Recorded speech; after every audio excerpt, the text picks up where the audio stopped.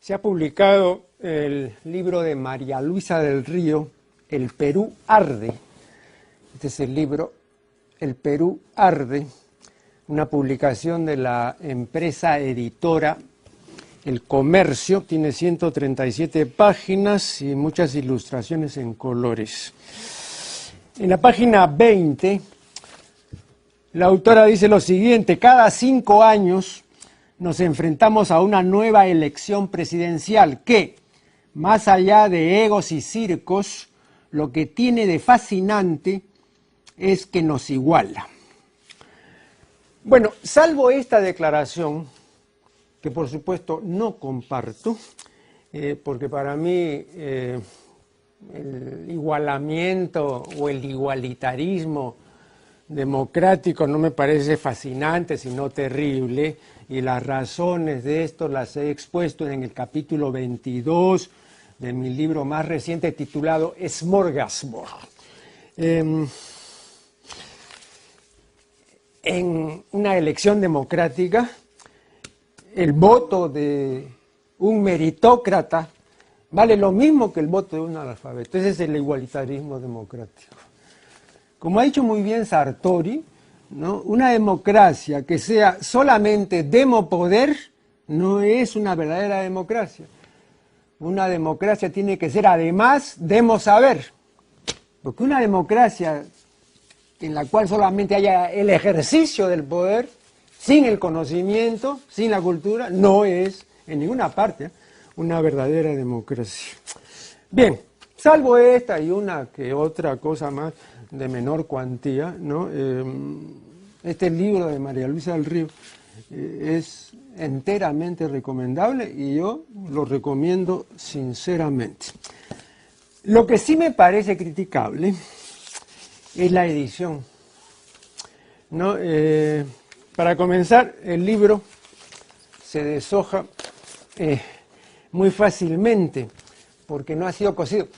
He conocido a 2 o 3 personas que habían comprado este libro. A ninguna de ellas se les deshojó el libro. ¿Saben por qué? Porque no lo habían leído. Pero yo, no bien lo compré, cuesta 15 soles, lo leí ese mismo día porque es un libro relativamente corto, ¿no? Y antes de llegar a la mitad ya se había deshojado el libro. Vean ustedes, ya se había deshojado, ya todo se había salido, ¿no? ¿Y por qué? Porque no ha sido cosido. Ahora hay libros que, a pesar de no haber sido cosidos, no se deshojan o se deshojan muy difícilmente.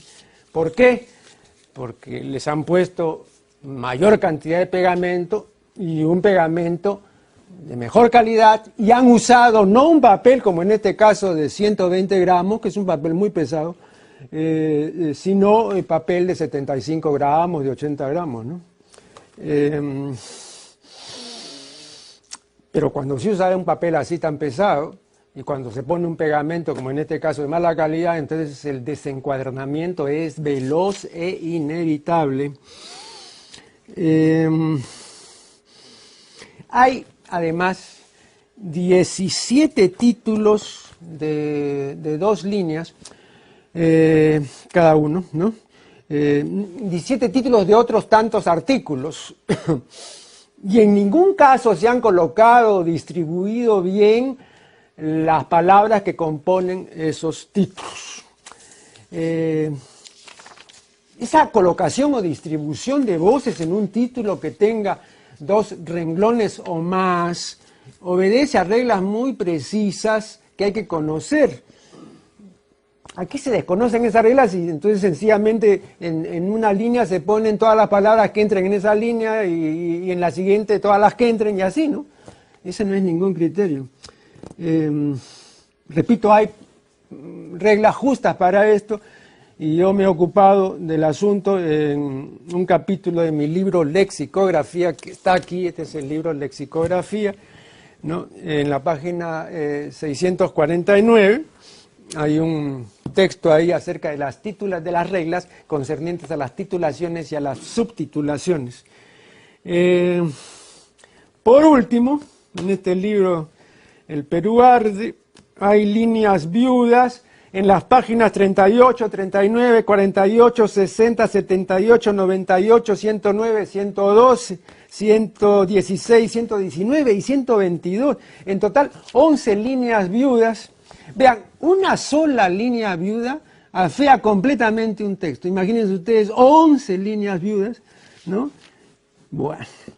Ahora yo creo que la presencia de líneas viudas, ¿no?, es reveladora de una incuria editorial que conviene urgentemente corregir, ¿eh? Eso es una negligencia indisculpable. Se ven a cada rato las líneas viudas en revistas de gran circulación y también en diarios de gran circulación, ¿no?, donde no tienen pues la más remota idea de lo que es la composición de un texto, ¿no? Bien, de modo que, insisto, ¿no?, recomiendo, y quizá mi recomendación, vean, quizá mi recomendación tenga algún valor, porque yo no conozco a María Luisa del Río. No la conozco personalmente, sé que es una distinguida periodista, siempre que puedo leo sus artículos, pero no hay ningún vínculo amistoso, no hay ningún amiguismo de por medio, ¿no? De modo que por eso decía que tal vez mi recomendación tenga algún valor. Bien, eso en lo que concierne a este libro. También se ha publicado el libro de Marta Hildebrand titulado 1000 palabras y frases peruanas. Este es el libro de Marta Hildebrand, 1000 palabras y frases peruanas. Y vamos a comentar este libro, ¿no?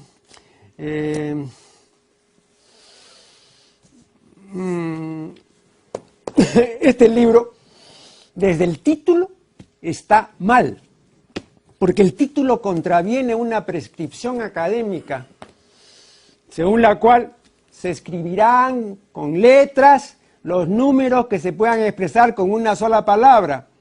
1000 es una sola palabra, de modo que acá debió figurar la palabra 1000, pero no pues el número 1000, ¿no? Que no solamente es una impropiedad, sino que además es una manifestación palmaria de mal gusto, ¿no?, de inelegancia. Y sorprende, pues, una lingüista tan distinguida como la señora Marta Hildebrand, ¿no?, que ella haya permitido, porque de repente esto ha sido sugerencia del editorial, ¿no? Pero ¿cómo pues la ha admitido? No sé, ¿no? O de repente ha sido una ocurrencia de ella. Todo es posible. Bueno, yo aquí, vean, tengo un ejemplo de lo contrario, absolutamente lo contrario. El príncipe de los cervantistas, don Francisco Rodríguez Marín, tiene un libro titulado 2500 voces castizas y bien autorizadas que piden lugar en nuestro léxico.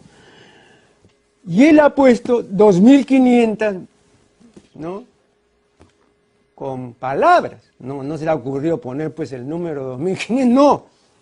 Y quiero que vean ustedes el libro, porque lo tengo aquí, ¿no?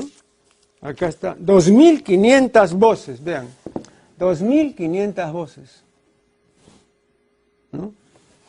2500 voces castizas y bien autorizadas que piden lugar en nuestro léxico. Francisco Rodríguez Marín, pues, no solamente fue el príncipe de los cervantistas, tiene una edición del Quijote notable, en 10 tomos, ¿no? Notable. No solamente pues fue el príncipe de los cervantistas, sino que una persona que tenía buen gusto, pues, una persona que tenía elegancia, pues. Bien, y era pues una hablista, evidentemente, ¿no? Ahora, la página 91,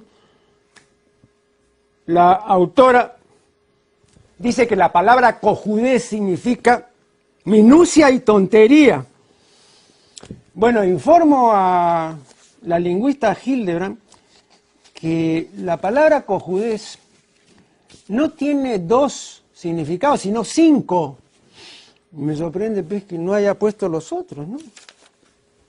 Cualidad de cojudo, necedad y tontería, cosa insignificante, cosa de mala calidad y situación o asunto difícil y complicado, embarazoso, espinoso, ¿no?, y pendiente de resolución incierta, ¿no? Hay al respecto un texto muy interesante de Montesino, de Vladimiro Montesino, que dice textualmente lo siguiente: si la cojudez es así, es mejor que hoy presente su renuncia al jurado y que se vaya, hermano.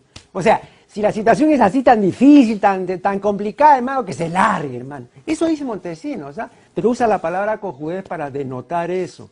Entonces ese es un significado bien importante de cojudez, pero por supuesto el diccionario de la Academia no lo recoge, ¿no?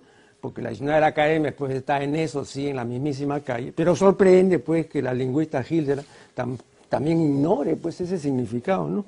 Bien, acá me están indicando que debemos hacer la primera pausa y ya regresaremos.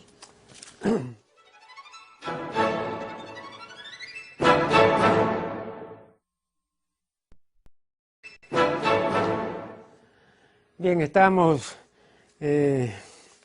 comprobando la pertinencia o no de lo que expone la lingüista Hildebrand acerca del vocablo cojudez.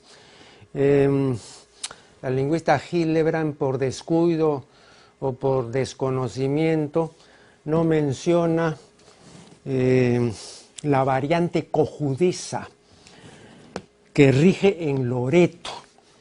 El primero que me informó de esto fue Luis Ángel Pinasco. Y me dijo: Marco Aurelio, eso fue cuando yo estaba en el Canal 14, recuerdo, en Cable Mágico Cultural. Me dijo: Marco Aurelio, en mi tierra no decimos cojudez, sino cojudeza. Efectivamente, yo después he conversado con muchos loretanos y todos me han confirmado, ¿no?, que efectivamente pues en Loreto dicen cojudeza. Lo curioso es que Vladimiro Montesinos, que no es de Loreto, dice también cojudeza, pero así mismo dice cojudeza, o sea, dice las dos formas, porque Montesinos es de Arequipa, ¿no? Y en Arequipa no se dice cojudeza, pero en Loreto sí. Juan Álvarez Vita, en su diccionario de peruanismos, registra la palabra cojudeza. Este es el diccionario de peruanismo de Juan Álvarez Vita, la segunda edición. Ahí está la palabra cojudeza. También Juan Álvarez Vita incluye en su diccionario los términos cojudogenia y cojudógeno. Cojudógeno es el que genera cojudez, el que la favorece, ¿no? Y cojudogenia es el proceso en cuya virtud, ¿no?, se origina o comienzan a proliferar las cojudeces. Esos son términos de mi autoría, dicho sea paso. Bien, luego la lingüista Hildebrand se ocupa de la locución adverbial cuando las papas queman, que es una locución que se refiere a diversas situaciones críticas, difíciles, ¿no? A diversas cojudeces en la quinta acepción de la palabra cojudez, ¿no? O sea, situación complicada, difícil. Y según Martha Hildebrand, en la expresión cuando las papas queman, dice: está viva la imagen de unas papas recién hervidas, calientísimas, que se pelan pasándolas de una mano a otra para no quemarse. Eso dice la lingüista Hildebrand en la página 110 de su libro. Bueno, vean, la lingüista Hildebrand nunca ha investigado debidamente el léxico obsceno. Y a causa de ello, confunde lastimosamente la papa comestible con la papa sexual. No tiene nada que ver la una con la otra. Y ella ha creído de que esta papa de cuando las papas queman es la papa comestible, y por eso se imagina pues que en la cocina cuando están recién hervidas, calientísimas, no, uno se las pasa. Yo le dije oportunamente que era una explicación absolutamente inadmisible, porque también se pudo haber dicho eso mismo, ¿no?, de los camotes y las yucas. ¿Y por qué no se dijo cuando las yucas queman o cuando los camotes queman? También cuando uno lleva los camotes y lo puede pasar de una mano pues a la otra, ¿no? No, por favor. Esa es una explicación disparatada, completamente disparatada. Y llama la atención pues de una persona que es tan versada como la lingüista Hildebrand. Lo que pasa es que, claro, es fácil confundir una papa comestible, la papa comestible con la papa sexual, porque son homónimos. Pero son homónimos, o sea, palabras que se escriben igual, son homónimos de distinto origen, tienen étimos distintos. La papa comestible es voz quechua, la papa sexual es una variante de papo, una de cuyas acepciones se refiere al órgano sexual femenino, a su parte externa, o sea, a la vulva. Y este papo viene de papar, ¿no? Y papar viene del latín papare. Papar es comer cosas blandas que no requieren de masticación, como purés y mazamorras, ¿no? Por eso se le dice a los infantes, ¿no? Que coman la papa, ¿no? Bueno, no la papa, no el tubérculo, sino que coman la papilla, las cosas blandas, ¿no? Que no requieren de masticación. El término papo es un término muy antiguo en castellano. Baste decir que ya figura en el Cancionero de Baena, o sea, en una obra del siglo XV, ¿no? Es una obra de 1441, efectivamente. Y ahí está papo, ¿no? Y hay unos versos de Álvarez de Villasandino, ¿no? Donde él concretamente menciona el papo, ¿no? Ahora, como la vagina se alimenta de esa leche amazamorrada que se llama semen, entonces ella también, esta es mi propia explicación, entonces ella también, como el infante, papa, ¿no? Se pasa la vida papando, o sea, comiendo cosas blancas, amazamorradas, lechosas, seminales. De modo que no se dice pues papa por la semejanza con el tubérculo comestible, sino porque la vagina ingiere mazamorra seminal. Pero nada de esto sabía la lingüista Hitler. Por otra parte, ella ha creído que el verbo quemar en la expresión cuando las papas queman se refiere pues a una acción pues del fuego, a algo que digamos que quema la piel, etc. No, el verbo pronominal quemarse, que yo lo vengo oyendo desde hace 60 años, se refiere a la contracción de enfermedades venéreas. Yo recuerdo muy bien que en el colegio nosotros decíamos, oye, no te vayas a quemar, ¿ah? Cuando queríamos pues ver a ver si había alguna puta disponible, porque en esa época funcionaba Guatica. Entonces decían, no, ni vayas, oye, te van a quemar, ¿ah? O algunos lo habían quemado, le habían pegado una blenorragia, ¿no? Entonces decían, me quemaron, ¿no? Claro. Entonces la quemada a la que se refiere cuando las papas queman es la contracción de enfermedades venéreas. Y entonces la expresión cuando las papas queman, lo que significa es cuando el órgano sexual femenino está enfermo, ¿no? Cuando la papa, pues, o sea, cuando el órgano sexual femenino está enfermo, entonces quema. O sea, transmite una enfermedad venérea. Esa es la expresión, ese es el significado de cuando las papas queman.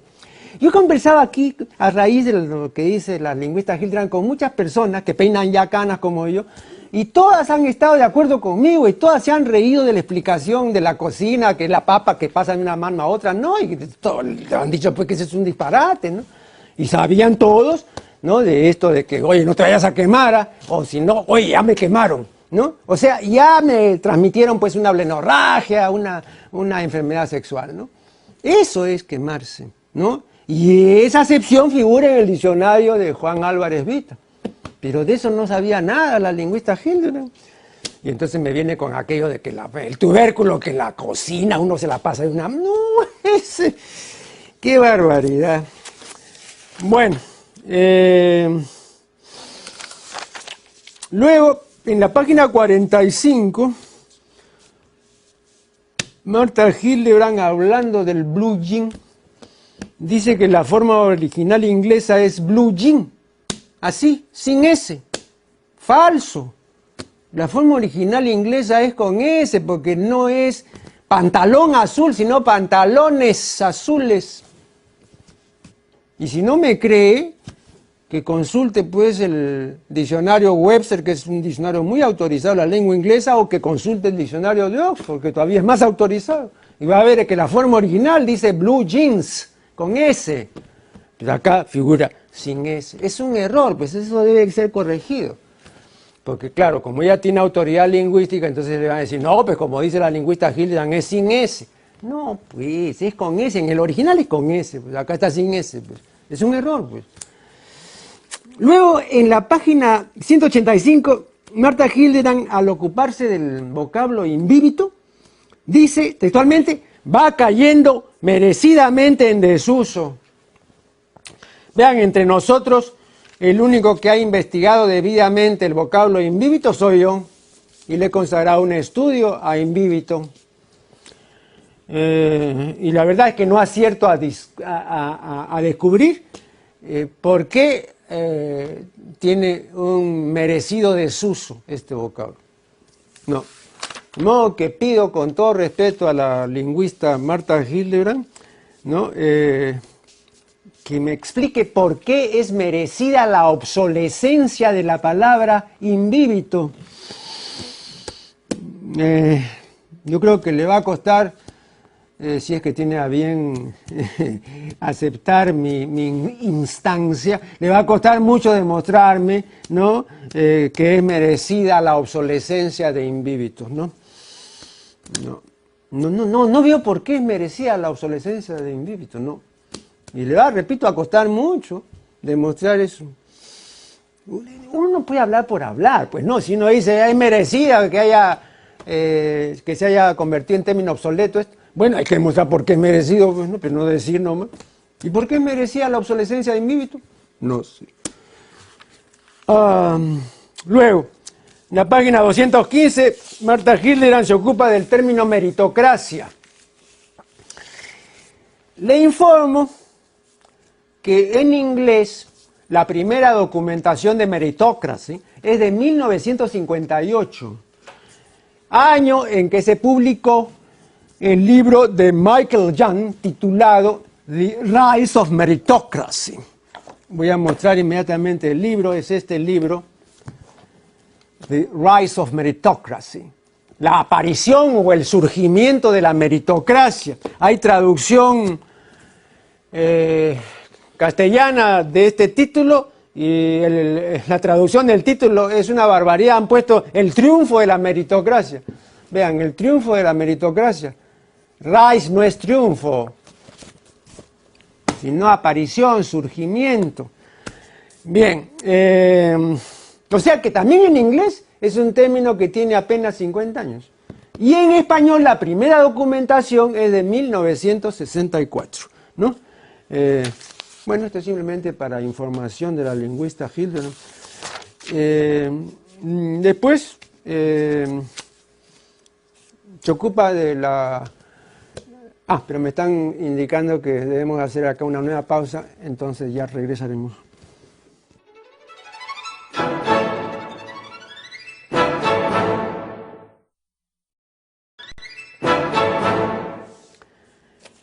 La última parte de mi comentario acerca del libro 1000 palabras y frases peruanas de Martha Hildebrand.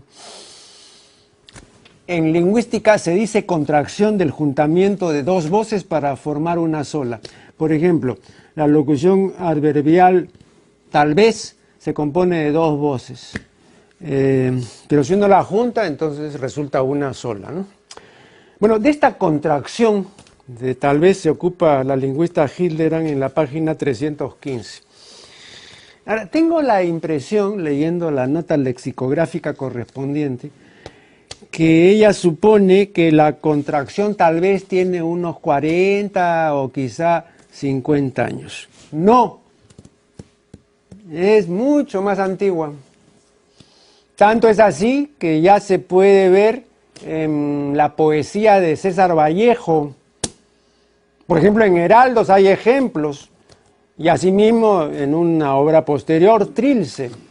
Heraldos es de 1918, esto supone que por lo menos esto ya en la primera década del siglo XX ya regía nostalgias imperiales, hay un ejemplo. En el pan nuestro hay otro ejemplo. En los dados eternos, todas estas son composiciones de heraldos, hay otro ejemplo. Y en el poema 15 de Trilce hay otro ejemplo. Y hay otros ejemplos más, ¿eh? Pero Vallejo siempre contraía estas dos voces de tal vez y las hacía una sola. Siempre, vean ustedes en la poesía de Vallejo, cada vez que usa la expresión tal vez, usa esta forma contracta. Bien, hay muchas cosas más acerca de este libro de Martha Gilder, ¿no? Pero creo que con lo dicho basta. Y creo que basta porque es una demostración de que no hay que creerse pues la última chupada del mango, ¿no? Entonces, la lingüista Hildebrand ha creído durante muchos años que ella pues es lo máximo en materia lingüística y que ella pues es el non plus ultra, o sea, no el plus ultra, no, sino el non plus ultra, ¿no? Bien, eso no es cierto, pues, no es cierto, ¿no? Y yo he hecho algunas observaciones, ¿no?, que son demostrativas de que no es cierto. Lo que sí preocupa es que es impermeable a la crítica, porque muchas de estas críticas ya se las había formulado antes. Y veo pues que no ha tomado nota de ninguna de mis atingencias ni de mis observaciones y ha reiterado los errores, ¿no? Y el más llamativo, insisto, es eso de cuando las papas queman. Ah, no, ahí hay una confusión así impresionante de la papa comestible con la papa sexual. Creo que, de todas maneras, conviene leer este libro, cuyo solo título ya es discutible, ¿no? Porque he demostrado que no debió figurar acá el número 1000. Esa es una demostración de mal gusto, ¿no? Ese es impropio. Pero aún así, con el título mal puesto, es un título chusco. Yo recomiendo este libro. Yo no me imagino pues a Martha Gilder recomendándome mis libros. Yo he publicado 10 libros hasta la fecha. Y me imagino pues recomendar, pero ni siquiera que lean una página, ¿no? Nada, pero no, yo no. Lean el libro porque de todas maneras pues la señora sabe, ¿no? Tiene sus propias ideas y tiene sus cosas, pero no, una persona autorizada, ¿no? No siempre es autorizada, pero en general es autorizada, de modo que yo, insisto, recomiendo la lectura de este libro, ¿no? Cuando el libro tiene miga, sustancia, cuando tiene cosas rescatables, yo lo recomiendo, sinceramente. El libro de María Luisa del Río, que es este que mostré, ¿no? Los temas que ella desenvuelve no son exactamente los temas que a mí siempre me interesan, ¿eh? No. Pero reconozco que ella tiene conocimiento sobre el asunto y sabe de lo que habla y todo, entonces la leo con complacencia, ¿no? Ah, sí, yo no tengo ningún problema. Y mis críticas de este libro no se refieren al contenido, sino, salvo esa declaración inicial de la democracia, se refieren a la edición, que está muy mal hecha la edición, ¿no? No, ella no tiene la culpa, ¿no? Pero no, es una edición que decir para el enemigo, ¿no? Que se deshoja y todo, no, pues no puede ser, pues. Bien, después acaban de entregarme el libro, o mejor dicho, el mismo autor acaba de entregarme el libro titulado Surco, Pasión y Gloria del Chacarero Arequipeño y sus peleas de toros, Juan Guillermo Carpio Muñoz. Un libro muy lujoso, debidamente ilustrado y que tiene más de 500 páginas. En Arequipa, pues, más populares que las peleas de gallos son las peleas de toros. Ah, no, las peleas de toros, es decir, la gente arequipeña muere por las peleas de toros, ¿no? Es algo notable, ¿eh? ¿No? Y aquí es la primera vez que una persona entendida, además, con un gran conocimiento de causa, nos ofrece, digamos, una exposición muy bien hecha acerca de las peleas de toros, no, creo que dije corridas, no, las peleas de toros, no, las peleas de toros. Bien, después, se ha publicado, por la Universidad Ricardo Palma ha publicado una obra multiautoral titulada Centenario de José María Argueda, Sociedad, Nación y Literatura. Es esta obra, una obra multiautoral. Bueno, Hay autores realmente de prestigio y de valía, y hay otros que, bueno, están ahí, que no se sabe exactamente por qué están, ¿no? Porque no son especialistas en Arguedas, ¿no? O simplemente se dedican a repartir flores y a esparcir, pues, una serie de elogios que muchas veces son merecidos, ¿no? Pero no solamente eso, pues. Y de todo lo que hay aquí, bueno, hay personas que sí saben lo que dicen acerca de Arguedas, ¿no? Como por ejemplo Carmen María Pinilla, a quien yo he entrevistado más de una vez, ¿no? Es una persona que se ha dedicado a estudiar la vida y obra de Arguedas, ¿no? Entonces es una voz autorizada. Pero hay otras voces que no son tan autorizadas porque no son voces especializadas, pues, en Arguedas, ¿no? Yo he leído este libro y de todas las contribuciones, ¿saben cuál es la que me ha parecido más interesante, más valiosa y más significativa? La de Luis Millones, a quien no veo hace tiempo. Aquí también lo he entrevistado, y no solamente una vez. Es un antropólogo, un gran conocimiento, además tiene una simpatía natural, etc. Y en este caso, es de todos los contribuyentes, el único, porque yo he leído todo el libro y no hay otro ejemplo, es el único que tiene acá un juicio crítico acerca de Arguedas, ¿no? Y eso sí me gustó, porque creo que están bien, pues, los elogios y todo, sí, pero también tienen que venir las críticas, pues, ¿no? Y él expone varias críticas, pero hay algo aquí que no he visto en otros autores. No es que sea una novedad, pero otros autores no lo han expuesto. Se refiere al hecho de que Arguedas no va a pasar nunca a la historia de la antropología ni de la etnología del Perú como un investigador, como un académico, como un estudioso. Nunca. Porque a él le interesaban otras cosas, que eran cosas significativas, y tuvo que decir cosas significativas acerca de esas otras cosas.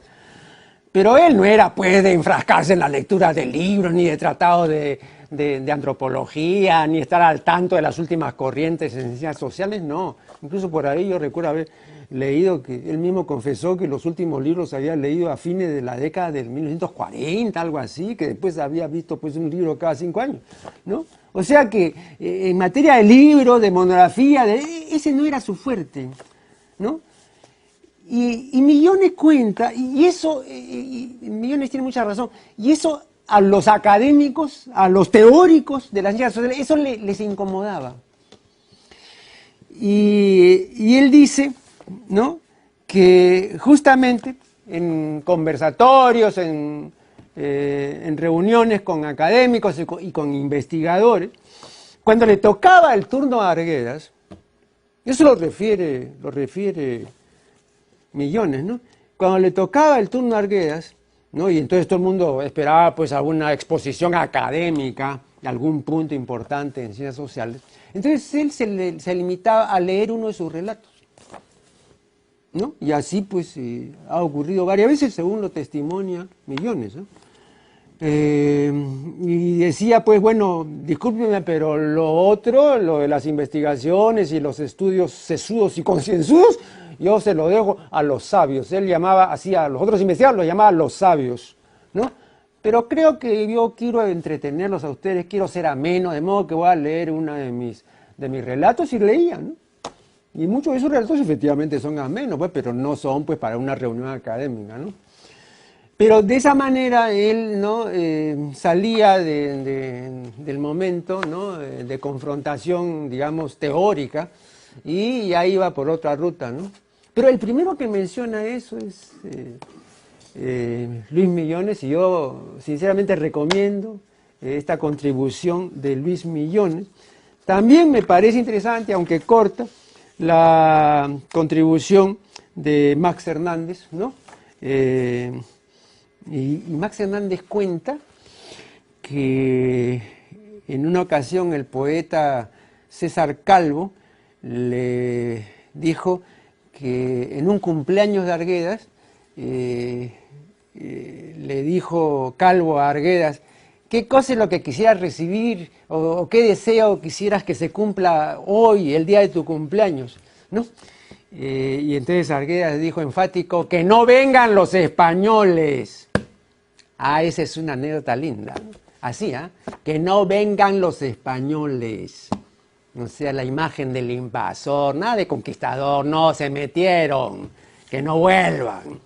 Bien, un nuevo corte, el último, y ya regresaremos.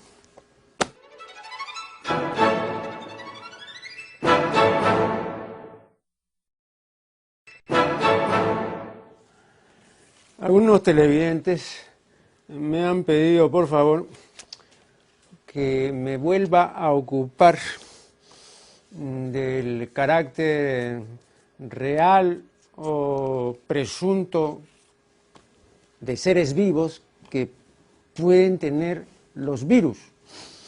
Porque me oyeron decir en alguno de mis programas que eso es tema de discusión. Y que a ellos les sorprende mucho que sea tema de discusión porque ellos, los televidentes, han creído siempre, como el 95% de la población, que los virus son seres vivos, ¿no? El otro día en un programa de estos para el hogar, ¿no? De consejos para el hogar y todo, un médico que estaba siendo entrevistado decía, ¿no? Hay que tener con mucho cuidado con las heridas y con los cortes y todo, ¿no? Porque ahí en cualquier momento se puede meter un virus. Entonces, esa es la creencia, pues, ¿no? De que el virus es un agente que tiene, pues, su propia vitalidad y su propia movilidad. Y entonces, si tienes por ahí, pues, una heridita, bueno, por ahí se te mete, pues, el virus, ¿no? Lamento decirles, pues, que no es así. Y que yo hasta 1963, yo también creía, como la mayor parte de la gente, que los virus son seres vivos, ¿no? Yo estaba seguro. Sobre todo porque en esa época se hablaba mucho del virus del resfriado, ¿no? Que venía cuando viene el invierno, se decía, ¿no? Y entonces cuando no está el invierno, entonces ¿a dónde está el virus? Bueno, y si así no viene, cuidado, cuídate, abrígate, ¿no? O toma, pues, emoliente bien caliente, de las recetas, pues, de la abuela. Pero nadie iba a dudar, pues, de que eran seres vivos. Pero ese año, 1963, leí un libro de un biólogo francés, Jules Carle, titulado Los orígenes de la vida. Y uno de los capítulos, ¿no? de este libro se titula así, interrogativamente, ¿los virus son seres vivos? Y el autor dice que la verdad es que no está muy seguro de que lo sean, ¿no? Y que el tema se viene discutiendo desde hace ya varios años. Sobre todo se comenzó a discutir más desde el descubrimiento o la aparición del microscopio electrónico, ¿no? Porque en el microscopio óptico no se podían ver los virus. Pero con el microscopio de 100.000 aumentos ya se pudieron ver, pero eso es algo, pues, que tiene 60 años o algo así, ¿no? Pero antes no. Yo recuerdo en la década de 1950, por ejemplo, la revista Life, que tenía una difusión mundial y era una revista muy bien presentada, con lindas fotografías en color, dedicó varios números a los virus, porque por primera vez se podían ver los virus, etcétera, ¿no? Y entonces había en esa época también nosotros todavía creíamos que efectivamente existían, pues, ¿no? Como seres vivos, ¿no? Bueno, pero el autor, este francés que yo les menciono, duda, pues, ¿no? del carácter de seres vivos, ¿no? Y dice, bueno, para la idea que nosotros tenemos, la idea normal de lo que es un ser vivo, efectivamente no pueden ser seres vivos, pues, ¿no? Porque el virus no se mueve, no respira, no tiene metabolismo, nada, pues, entonces ¿cómo va a ser un ser vivo? Y llega a la conclusión, que también es terrible, ¿eh? Porque sería en todo caso, pues, una forma rarísima de vida, llega a la conclusión de que no son seres vivos propiamente dichos, sino una forma intermedia de vida que está entre la vida propiamente dicha y la materia inerte. Ahora, ¿qué tipo de vida es esa?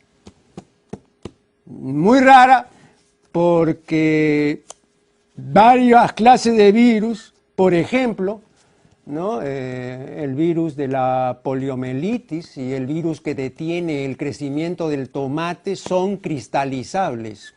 Y la cristalización es algo absolutamente contrario a la vida. Lo que significa, pues, tener todas las moléculas iguales. Y eso es incompatible con la vida. Muchos virus también son liofilizables, y la liofilización es también completamente contraria a la vida, porque significa quitar el agua a un organismo absolutamente, congelarlo a temperaturas de laboratorio. Ustedes han visto, por ejemplo, algunas vitaminas que vienen liofilizadas, o sea, viene así un pomito con un polvo, ¿no? Bueno, y entonces viene un inyectable que se combina con ese polvo y se pone la inyección, ¿no? Entonces, ese polvito es el resultado de la liofilización. Bueno, imagínense a qué ser vivo lo van a liofilizar, pues poniéndolo a temperaturas, digamos, de congelación y reduciéndolo a polvo sin ningún agua. ¿Qué ser vivo puede vivir? Pues así, cero, ¿no? Pero el virus sí. Entonces, claro, si el virus es liofilizable, si el virus es cristalizable, no hay ningún ser vivo pues, que sea liofilizable ni cristalizable, ¿no? Entonces, ¿qué tipo de vida es esa? El asunto se siguió discutiendo y algunos sostenían que una cosa es el virus, y otra cosa es cuando hay una célula viva que lo alberga, que lo acoge, porque el virus solo no puede hacer absolutamente nada. Tiene que ser acogido por una célula que hace lo que él no puede y que cumple las instrucciones que él trae. ¿Me entienden? Pero solo no puede hacer nada. Y se siguió discutiendo hasta los años 70. Y en los años 70 se dijo, vean, hay una manera de descomplicar esto, ¿no? ¿Por qué? Porque hasta ahora nosotros hemos estado distinguiendo 2 o 3 clases de vida. ¿Y por qué todas tienen que ser 2 o 3 clases de vida? No. Y se pusieron de acuerdo los científicos, los biólogos más autorizados y de renombre. Y entonces dijeron, vean, no hay 1, 2 ni 3 clases de vida, hay 10 clases de vida. 2 de esas clases de vida son virales. La primera es la vida inteligente y la última es la vida molecular. La penúltima es la vida de los virus complejos y la antepenúltima son los virus simples. Entonces, si hay 10 clases de vida, entonces lógicamente hay 10 clases de muerte. La gente cree que no hay una sola clase de muerte. No, por favor, pues eso ya no es así. No, ahora si hay 10 clases de vida, entonces son 10 clases de muerte. Pues, ¿no? Claro. Entonces se llegó a eso. Pero no por eso se admitió no todos los biólogos admitieron que aún así, distinguiendo 10 clases de vida, una de esas clases o 2 de esas clases fueran clases virales, ¿no? Yo aquí entrevisté hace 1 año y medio o algo así al profesor español Jesús Mosterín, que es un destacado científico y filósofo. Y recuerdo perfectamente que le pregunté, profesor Mosterín, ¿los virus son seres vivos, sí o no? Y me dijo, no. ¿Por qué? Le dije, porque no pueden autorreproducirse. Y ahora en la biología moderna, todos los biólogos de mayor fuste y renombre dicen que un ser que no puede autorreproducirse no es un ser vivo. ¿Y entonces qué cosa es el virus? Me dijo, es un conjunto unitario de instrucciones que se efectivizan mediante procesamiento celular. O sea, una vez que esas instrucciones... Es como en el caso del virus informático, perdón, o en el caso, digamos, de la informática con un programa, ¿no es cierto? El programa solo no sirve para nada. Pero si usted lo mete en la célula, en este caso en la computadora, entonces sí le sirve, pues, ¿no? Igual, pues, ¿no? Entonces el virus como conjunto unitario de instrucciones no hace nada. Pero si hay una célula que lo acoja, una anfitriona, entonces sí hace muchas cosas, y muchas cosas malas, pues, ¿no? Lógico. Y dice lo mismo. Entonces, por eso estuvo muy bien poner eso de virus informático, porque es exactamente lo mismo en el caso de los animales y del ser humano, ¿no? Y de las plantas, ¿no? Que son atacadas también pues, por programas unitarios de instrucciones que van a ser cumplidas vía procesamiento celular. Eso me parece bien importante. Ahora, esta es una verdad que no ha sido difundida y que nunca va a ser difundida. Todas las grandes verdades gozan del privilegio de la impopularidad.